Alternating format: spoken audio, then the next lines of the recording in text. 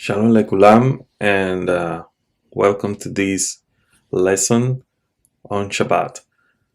This lesson is going to be one of many lessons that we're going to have about Shabbat. We're going to start with a brief introduction about Shabbat, what it is all about, and then we're going to go in depth on each of the different steps that we need to take in order to prepare for Shabbat, and also all these different other steps that we need to take as we enter Shabbat. Also, we're going to look at the mystical significance of each of these steps that we are going to be taking during the Shabbat celebration, and the importance of the intention during that day in order to connect with the light that we have been given during that day as a gift. So I hope you enjoyed this series on Shabbat. It's going to be called Shabbat series, the mystical Shabbat. And let's start with the introduction. And I hope that this lesson, this introduction, help you so you can understand when we go in depth in the next lessons. So I hope you enjoy it.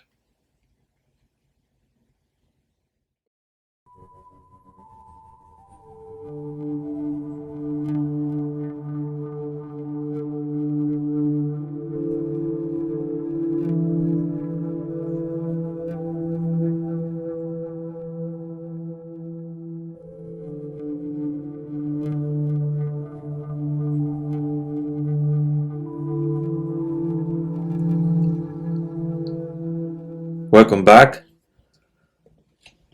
Let's have a little introduction before we start going deeper right away into the different aspects of the Shabbat day. Shabbat, as many of you who practice Judaism and those of you who are involved studying Kabbalah, starts on Friday nights or Friday evening, specifically when the sun goes down, and ends at nightfall on Saturday. It is one of the most important and widely observed commandments in Judaism. The connection between Shabbat and Kabbalah offers a deeper and more mystical understanding of this special day. So we're going to see some of this aspect between Shabbat and Kabbalah, so we can understand a little bit and have a little bit of an introduction of what Shabbat offers us and the things that we do during Shabbat. So the first thing that we need to understand is and know is that Shabbat is of biblical origin. It's not an invention that came out of nowhere. It has its origin in the creation story in the Torah, specifically in Genesis, Bereshit, chapter 2, verses 1 and 3, where it says that the Creator rested on the seventh day after He created the world.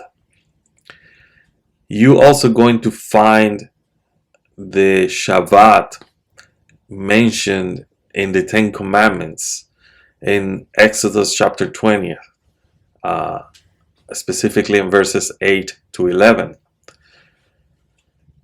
And these tell us that Shabbat not only is connecting us to the beginning of time, the beginning of creation, but it's also connecting us with what the Exodus was, which is a journey of our soul towards liberation as well. And we're going to see how that is interconnected somehow. There's also some practices that we do in Shabbat. Shabbat has different rituals and customs, and this includes, very famous lighting of the candles. We recite blessings, we enjoy meals, we refrain from working, we attend synagogues and services, and we spend time with family. Shabbat also has a major theme, and this theme is menucha, which is rest. Shabbat emphasizes on this rest, emphasizes on spiritual renewal, it emphasizes on the sanctity of time. It is a day to step back from the material things that we do, the battle that we have during the 6 days of the week, and focus on spiritual growth and in the community. Kabbalah has some concepts related to Shabbat, and these concepts that Shabbat teach about is in order to connect us in a deeper way in this day with the light. Kabbalah offers a mystical interpretation of these Jewish teachings about Kabbalah, focusing on the nature of God, which is the Ein Sof. It focuses on the Sefirot, the structure of the spiritual world, and the process of creation as a whole. It also emphasizes on the interconnection of all things and the potential for the human soul to connect with the divine. Shabbat, it's considered a cosmic event. It's not just a day in the week. Shabbat is more than just a day of rest. It is a time when the spiritual and physical worlds align in harmony, making this day a representation of the union of the divine feminine with the masculine aspects of creation. The feminine aspect, as we will learn and as we continue with these lessons and we go deeper, the feminine aspect is known as the Shekhinah, and the masculine aspect is known as the Hakadosh Baruch Hu. And this day also, Kabbalah teaches that the souls are elevated. Kabbalah teaches that on Shabbat, the human soul can ascend to a higher and spiritual level that is not available during the days of the week, the 6 days prior, right? The sanctity of this day provides an opportunity for deeper meditation, prayer, and a connection with the divine that is much more easier than in the previous 6 days of the week. Once again, Kabbalah gives an interpretation of the 2 candles, right? So we light the 2 candles according to tradition in order to welcome the Shabbat, the light of the Shabbat, right? And this is why the head of the household, the female head of the household, lights the candle, and we're gonna see that in a deeper level later. But the lighting of the Shabbat candle has a special meaning in Kabbalah. These 2 candles represent the dual aspect of creation, which is the physical and the spiritual, and also the dual commandments of Zachor Veshamor, which is remembering and observing the Shabbat. Now, Luriani Kabbalah, and according to Rabbi Isaac Luria the Arizal, according to this Kabbalah, it says that these rituals that we perform, these prayers that we do during Shabbat, they actually help us repair these cosmic fractures that occur during the primordial shattering of the vessel, the Shavirat Hakalim. So we're doing a Tikkun Olam. We're doing a healing of the world as we are performing this ritual and these prayers during Shabbat. Each act performed with intention, with the proper intention during Shabbat, contributes to this cosmic restoration. So we are somehow perfecting. And you're going to see that there's some contradictions on these that in reality are not contradictions. It's just different interpretations about Shabbat. We healing during Shabbat. We're performing Tikkun Olam because Shabbat is perfect, so there's nothing to fix. What are we fixing? In bringing Shabbat to perfection, but doing these rituals and everything, we're going to see that what we're bringing into perfection is the previous 6 days. So there's no contradiction in these different interpretations, okay? So there's also some practices that were influenced by the Kabbalists in order to celebrate Shabbat, to welcome the Shabbat, and also to perform the prayers and some of the rituals that we do. And some of these practices involve a poem called Lechadodi. This liturgical poem is sung on Friday nights to welcome the Shabbat as a bride or queen. And it reflects on the Kabbalistic themes of divine union and is rich with this mystical imagery, right? Kabbalah Shabbat, the welcoming of Shabbat, includes several psalms and prayers that are full of Kabbalistic significance. They focus on the sanctification and elevation of this day. At the end of Shabbat, we do another ritual, and it's called Havdalah, in which we separate the holy Shabbat from the secular 6 days of the week. This ceremony marks the end of Shabbat. It involves blessing over the wine, spices, and a multiple wick candle that I'm going to show you later in another video. Each element has a Kabbalistic meaning related to the transition from the holy time of Shabbat back to the mundane week. And there's a reason that we're going to see later, when we study the ritual Havdalah, why we smell spices, okay?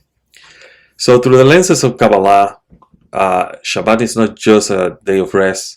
It is a day of profound opportunity to connect with spirituality. It is a time to experience the unity of creation, to elevate ourselves and participate in this cosmic process of Tikkun Olam. The mystical tradition of Kabbalah also gives different interpretations that add different layers and meanings into all these practices that we're going to be doing while we are observing Shabbat. And this makes this experience of Shabbat deeply transformative, and it helps us become more connected to this light of creation that was hidden from us. Now, what we're going to be talking now is about a theme that a lot of people confuse with pagan interpretations. When we talk about the Shekhinah, and when we celebrate this welcoming of the Shabbat bride, there's some people that have interpreted this as the female goddess or a female part of God or goddess getting married with the God of Israel and things like that, and that's not correct. What we're talking when we say Shekhinah is we're talking about the collective soul of all Israel. This collective soul of all Israel, because human souls, right, is from the feminine aspect because it's from the receiving side. We receive from the Creator. Therefore, we, at that moment, we are seen from the feminine aspect of creation. It has nothing to do with a goddess or anything like that. So forget about this New Age interpretation of this Shekhinah as a goddess and things like that, because Kabbalah doesn't see the Shekhinah as so. Shekhinah is the collective soul of all those who belong to Israel. And what we're doing is gathering all of these souls into one as the sun goes down. And as we become one, we become that one soul that is going to unify with the HaKadosh Baruch Hu, okay, during Shabbat. And this union also is symbolized by the union at that night between the male head of the household and the female head of the household, which we're going to talk later. The Kabbalah masters interpreted these aspects of the Shabbat rituals as a coherent symbolic narrative that talks about this reunion of the Shekhinah, or collective soul, symbolized the Shabbat bride with her consort.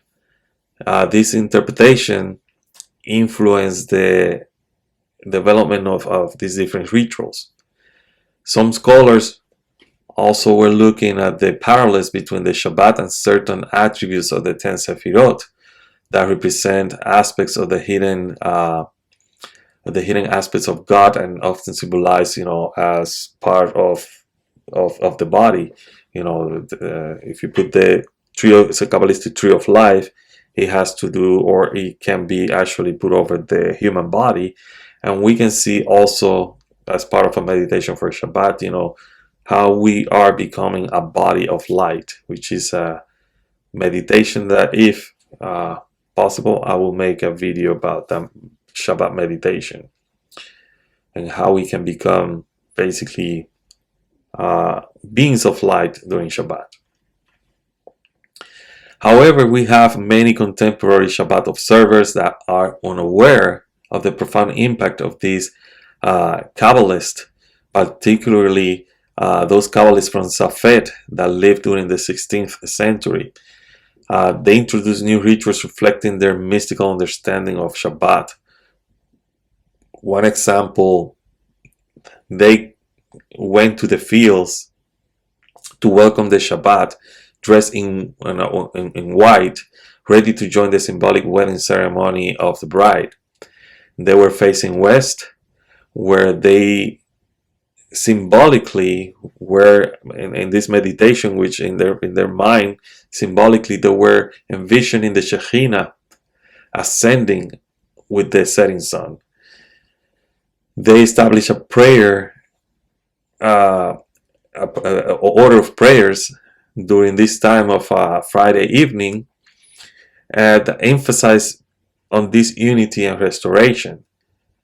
These order of prayers include a mystical poem called Lechadodi, which we're going to see later.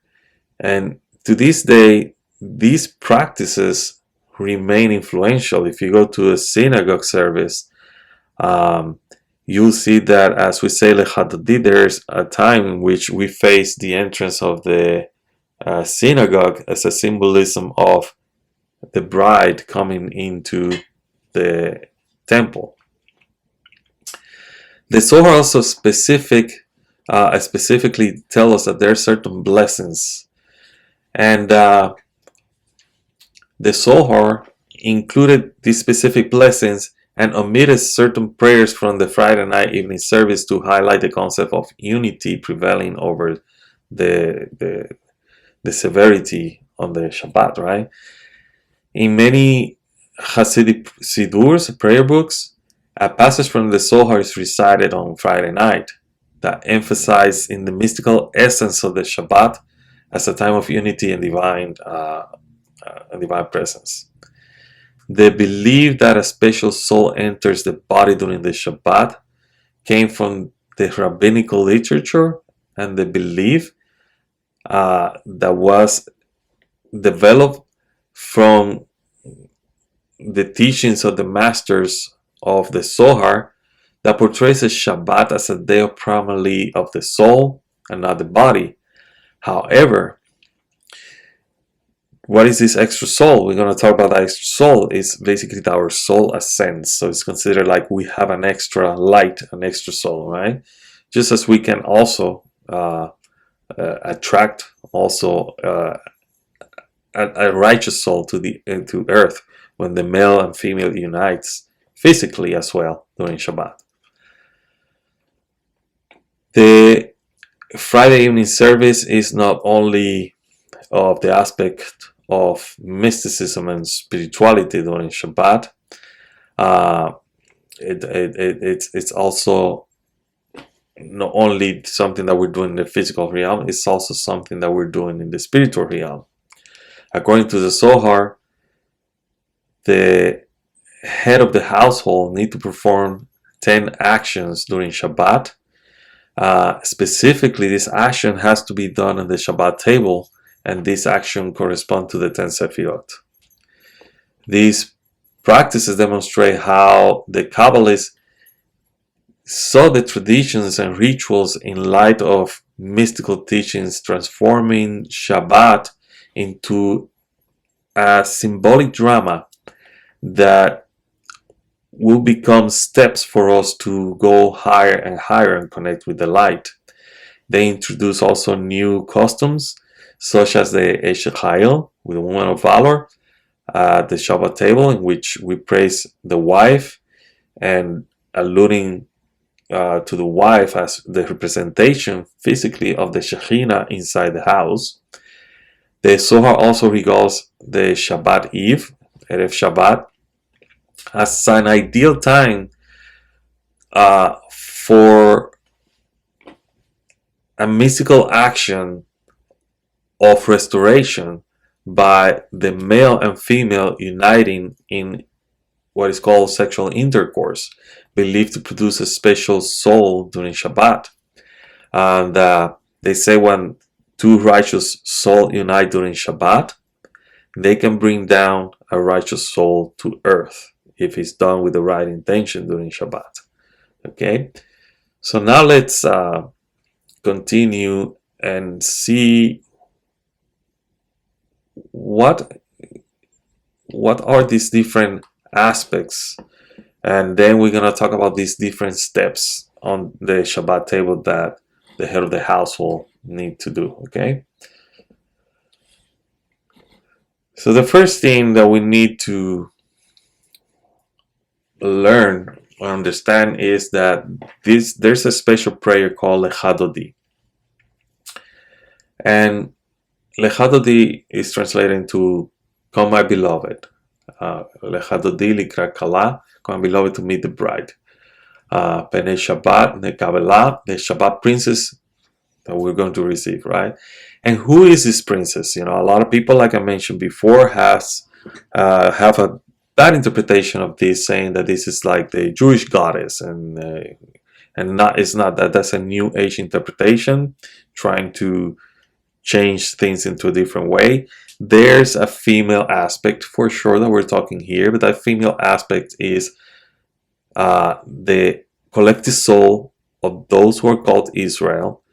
This collective soul is from the feminine aspect, because humans, even those we are male and female, we are in the aspect of the feminine because we are receivers. We are from the aspect of receiving, right?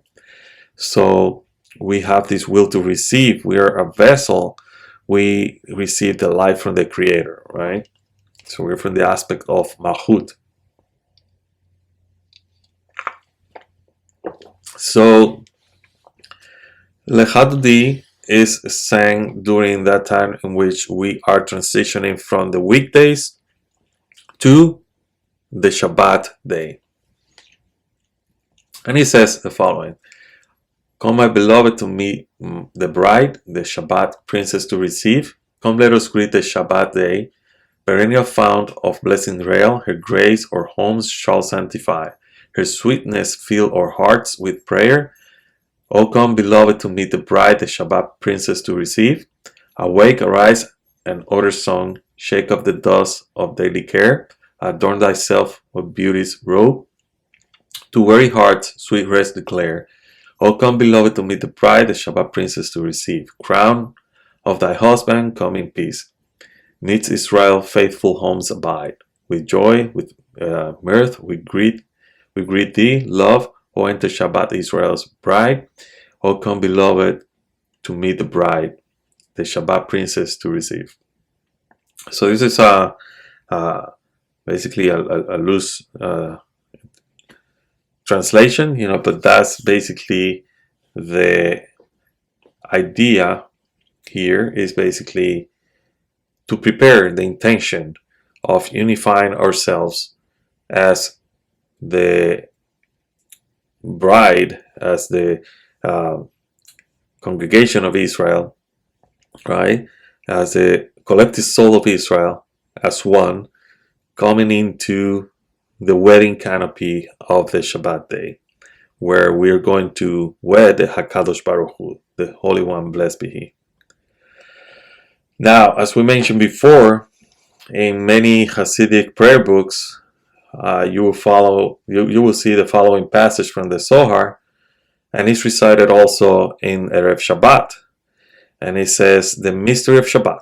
Shabbat is unification through oneness, which causes the mystery of oneness to dwell upon it. Prayer, which the Shabbat raises up, unifies and perfects the holy and precious throne through the mysteries of oneness, so that the divine and holy King may sit upon it.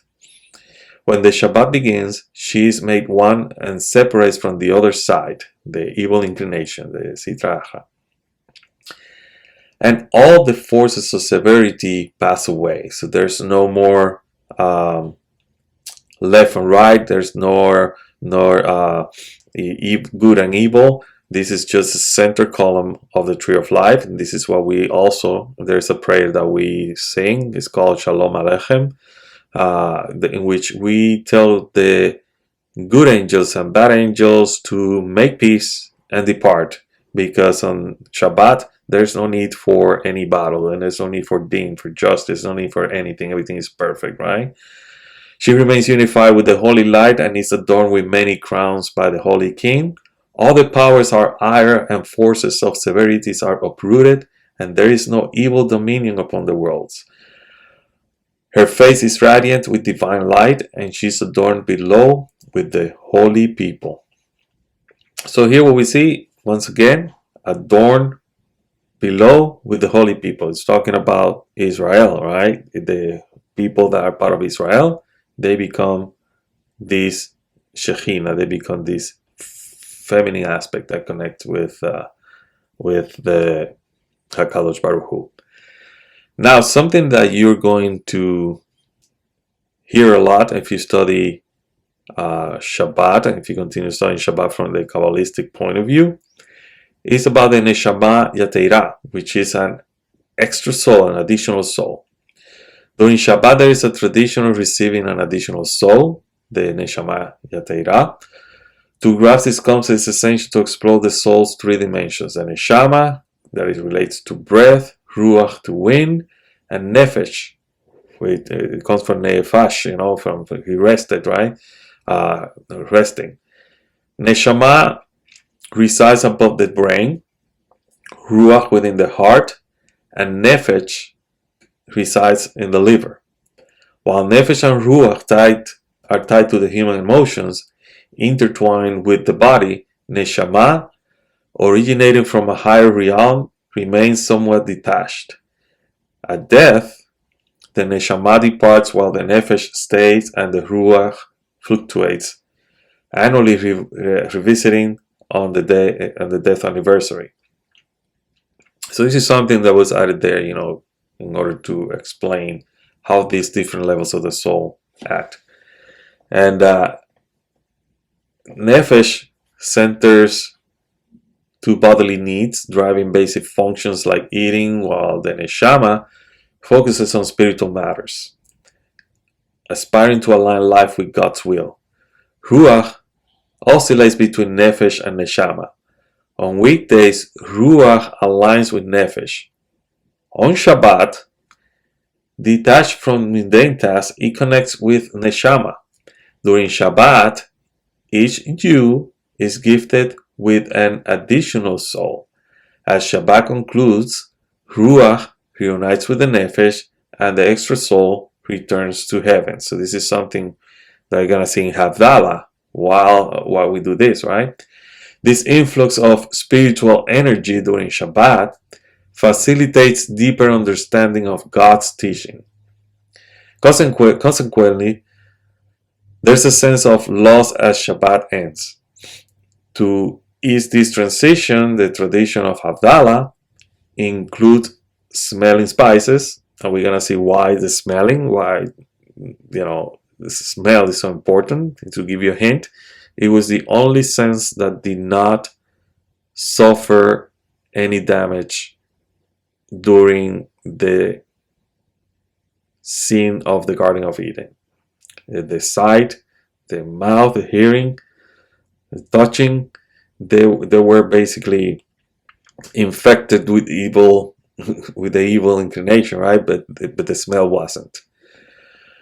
So this smelling of the spices is the melancholy associated with the bidding farewell to the extra soul.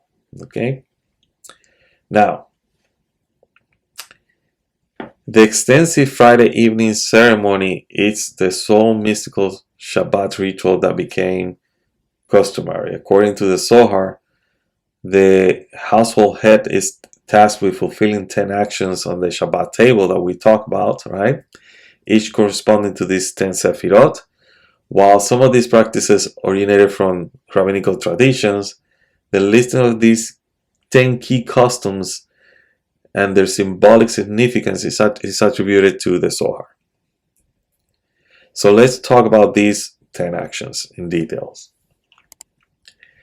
So the first one, remember, this is not in the order of the, as we may see in the 10 Sefirot of the Tree of Life. They have different forces, this action. There are 10 in order to become a Tree of Life, to completeness, right? Just like you need 10 men to have a prayer ascend to heaven, right? Minyan, because it's a whole soul. These 10 actions complete basically what is called a whole prayer. And this is only the prayers that we're saying, the actions that we're doing. We're involving basically our mind, our sight, our taste, or touch. So all these senses that we're using at this moment are basically involved. There's only one sense that is not involved in here because we use it in Kabbalah, and that's a sense of smell. Okay, but there's other actions that we can perform that will have a correspondence to the Sefirot. The first one is illuminate at least 2 Shabbat candles. The female head of the household illuminates a minimum of 2 Shabbat candles on the table prior to the Shabbat commencement, representing the dual aspect of the Shabbat law as delineated in the 10 Commandments. According to the Zohar, these candles symbolize chesed, mercy, while the table embodies din, severity. Symbolically, this action dispels severity or din from the table. Then, the next action is the blessing of the wine. The male member recites the kiddush, the blessing, the Shabbat blessing over the wine at the table. The initial part of the kiddush, derived from the biblical narrative of the inaugural Shabbat, is linked with Yesod, a masculine sephirah. The subsequent segment is associated with the feminine Malchut, the last sephirot in the Tree of Life in the bottom, called the kingdom. Together, the kiddush epitomizes the union of masculine and feminine sephirot. So you see here how important it is, this theme of the union of the feminine and the masculine. The third action is engage in the ceremonial hand washing before partaking of bread. This rabbinic ordinance mandates hand washing prior to bread consumption. As per the Zohar, one must grasp a cup filled with water in the right hand, symbolizing chesed, transfer it to the left hand, symbolizing din, and then pour water first into the right hand before repeating the process for the left. This ritual underscores the precedence of chesed over din on the Shabbat. And there's a way to do this washing of the hands, and we're going to have some short videos about the Kabbalistic importance of the washing of our hands, and also washing of our fingers and hand after eating as well. The fourth action is set for 2 loaves of bread on the table. The tradition of using 2 loaves is a symbolic reminder of the double portion of manna bestowed before Shabbat. According to the Zohar, the placement of these 2 loaves side by side signifies the harmonious union of Malchut and Tiferet. Malchut represents the Shekhinah and Tiferet the HaKadosh Baruch Hu. Furthermore, the Zohar stipulates that diners should partake from the lower loaf when one is stacked atop the other, symbolizing the significance of the lower Sefirot, particularly Malchut. The fifth action is indulge in 3 festive meals, and we're going to talk about these meals in more depth and how important it is for us to have these meals. Not only has to do with the physical nourishment of our body, but also with the ascension of our soul during these meals.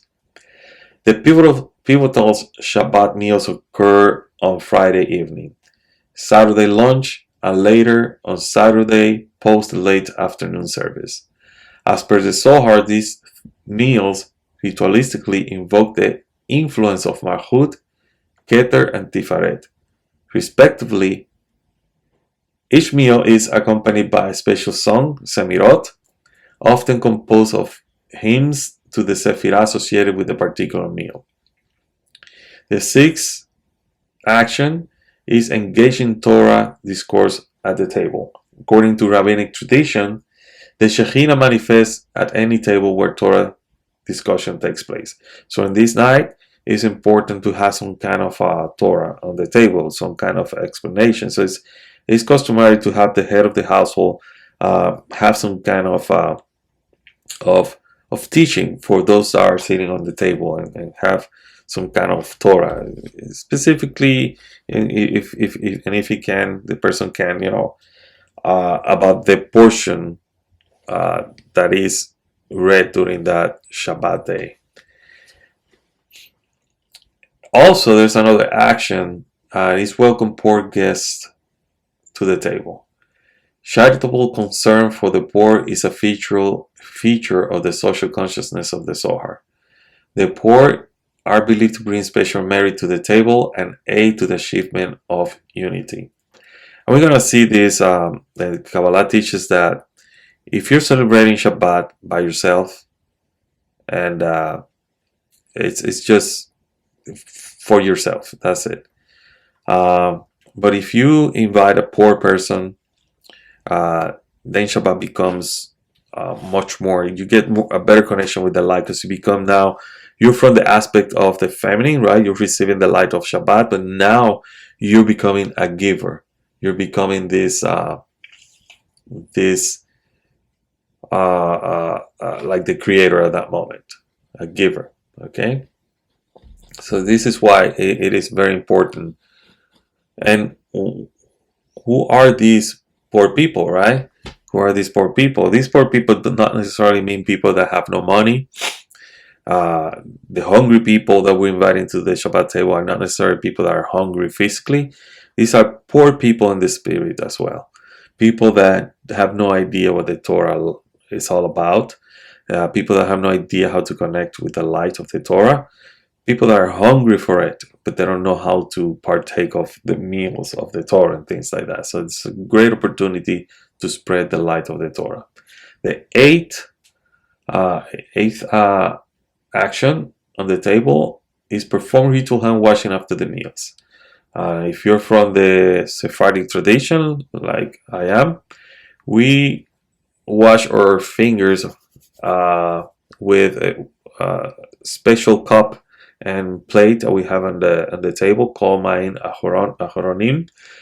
This is a rabbinic custom called final waters or waters at the end. Well, it is done after the meal before saying the blessing after food. The Zohar explained that this custom is performed in order to cleanse the hands of evil and to remove the impurities that cling to them. It is also intended to wash away particles of food, which are then considered a concession of nourishment to the evil forces. Okay. Now the next action is going to be the offered blessing after meals. Right? This rabbinic custom, as per the Zohar, is linked with the Sephirah of Chesed. It is elucidated that reciting this blessing with mindful intentions will evoke Chesed upon the world. So when you do this blessing, and when you're doing this, uh, which which is called, the blessings after the meals in many sidurim, uh, this blessing after the meals, it's a very important prayer, believe it or not. Um, it is known in Hebrew as Birkat Hamazon, and a lot of people think that it's a long prayer after saying, after eating and things like that. But the thing is that you're not giving only thanks to the Creator for the nourishment that you're receiving. You also bringing down light, and through this prayer, you are transforming what you just ate into light. It's giving back to the Creator. It's basically, you have the physical digestion of the food, and now you are doing the spiritual digestion of that food with the grace after meals. So if you go by the Luriani Kabbalah, when we eat, we're transforming this food into the human level, right? So we're liberating these sparks. As to liberate these sparks that are hidden in this food and elevate them to the Creator, we do the grace after meals, the Birkat Hamazon.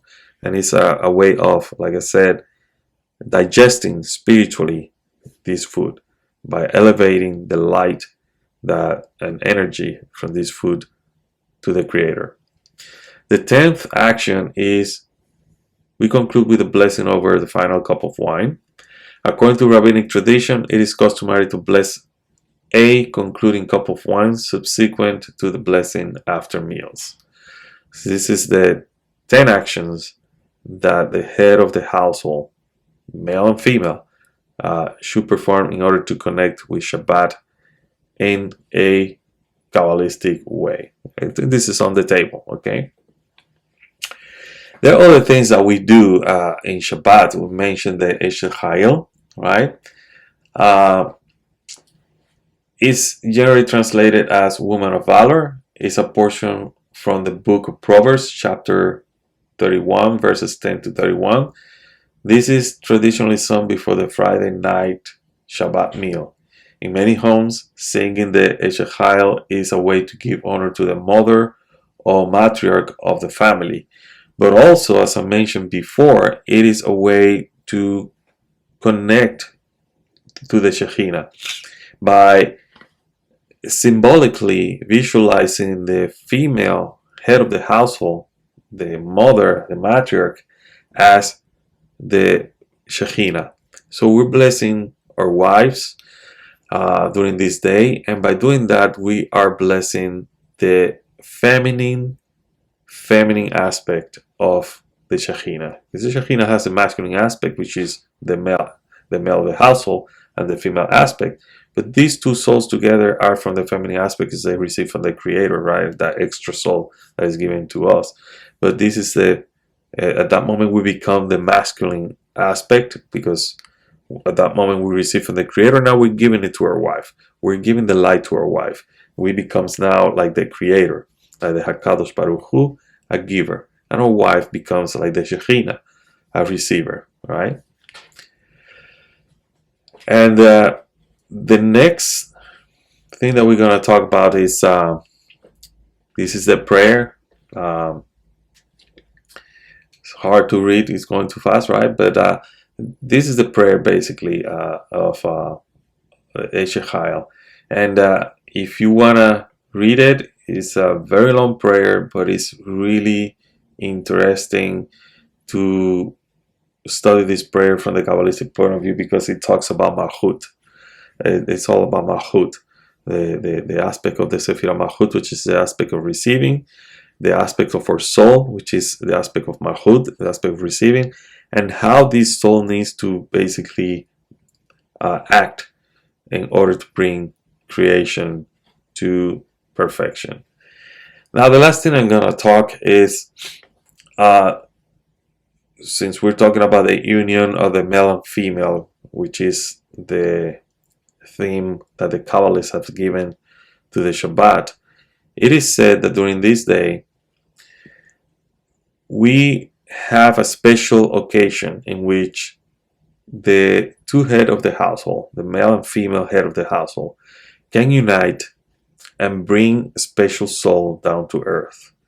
This can be in a spiritual way, but also it can be in a physical way. If the woman is impregnated, it is said in Kabbalah, this baby can become one of the tzaddikim that support the word with chesed, or one of the greatest of our generation, because it was conceived during that time, and it was given during the union of the whole congregation of Israel, uniting with the Hakadosh Baruch Hu, and the male and female head of the household doing the same.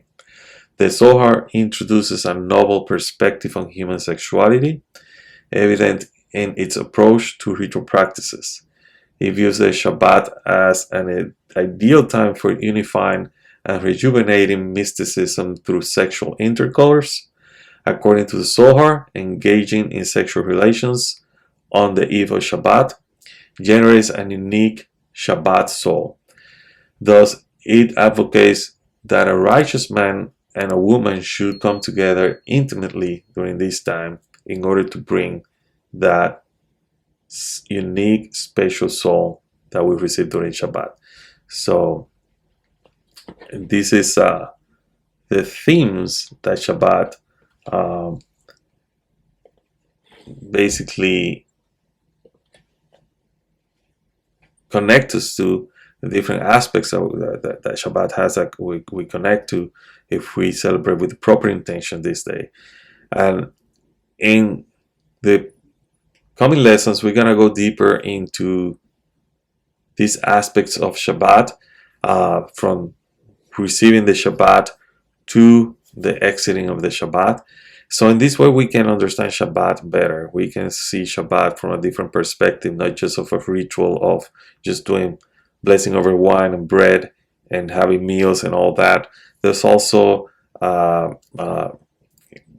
human connections, soul connections, spiritual connection, connections with the cosmos. We enter also kind of like a temple in a Beit Hamikdash, right? A holy temple in time.